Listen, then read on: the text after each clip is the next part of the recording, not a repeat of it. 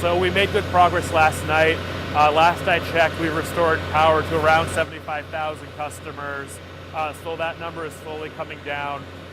Through the night and in today, we're going to have another 300 additional crews arriving to support the 400 crews that are already at work. So we're going to have 1,500 people out there for the next several days working to restore power.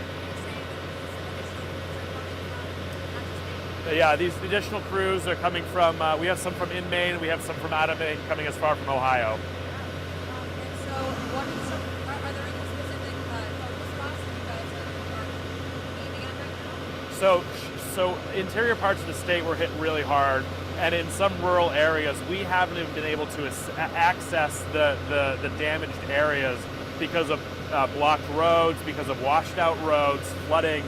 So we are working to assess and restore power where we can. In other places, we're struggling to even gain access at this point. But we're there. We're engaged with the local emergency management agencies, and we're gonna keep working. And how long do you think it'll take in order to have access to those spots? Yeah, I mean, it could be a few days in some really rural cases. Particularly areas that are being impacted by flooding and significant flooding. And that's what we're seeing in some of the more northern counties, Somerset, Franklin, Kennebec. You could touch on what you told me on how the storm was a little bit different in terms of it's not just one big spot, it's sort of a little bit all over. Yeah, yesterday we saw peak wind gusts over 60 miles per hour in many, many locations along the coast, interior. Those strong winds, I think we've all seen the effects that they've had, the really dramatic images that came out yesterday and today of structures destroyed, of trees fallen down. We spent yesterday working with local EMAs. We responded to more than 1,500 calls for emergency requests. That can be anything from a line in a road. We had people trapped in their homes. We had lines on vehicles. We had to work to get all of those people to safety, which we did, thankfully. We also had a couple of near misses of our own. We had some situations where our crews were fortunately not hurt, but could have been hurt by falling trees. So we had to do the right thing yesterday, which was keep our crews safe so that we can be in the best position to respond and restore today. How about those emergency calls? Was there something about a school bus? There were 2 instances of wires falling on school buses that did have school-age children on board. We were able in both cases to work with first responders. We got there, everyone was safe, and we're glad that they were able to resolve that one quickly.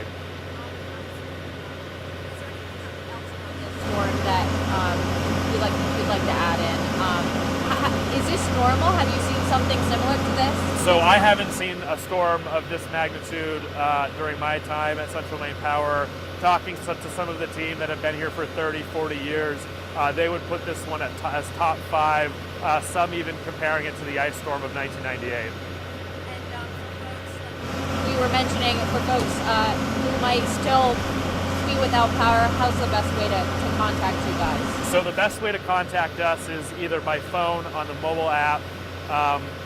Those are really the best ways to stay informed. Unfortunately, the status will stay assessing for some people for a while. That is the damage assessment process. And like I said, we can't even access some areas of the state yet, so we don't know the extent of the damage. We're going to be methodically working through that until every last customer gets turned back on. If in the meantime, some customers are going a day, 2 days, multiple days without power, we want to remind people 211 is always a resource available. If you are in need of shelter, if you're in need of food, we've got a long few days ahead of us as we clean up from this really powerful storm. And so how many total crews do you guys have? You said 300 are from away? So we have about 400 crews in state right now. That's supplementing our internal crews.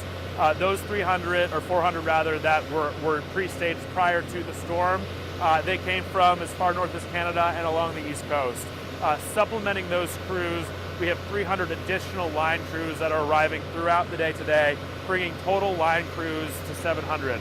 Now, in addition to that, we had 200 tree crews Those are the teams of people that will be out physically removing trees from roads.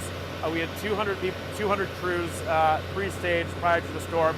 We have another 200 of those arriving today as well.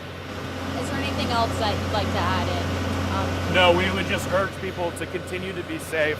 Just because a line is down, or if you think a line is safe, that does not mean you should go anywhere near it. Electricity is very dangerous. There's a high voltages, and we want everyone to be safe, stay away, and if you need assistance, call 211. Thank you. Good to go? Okay.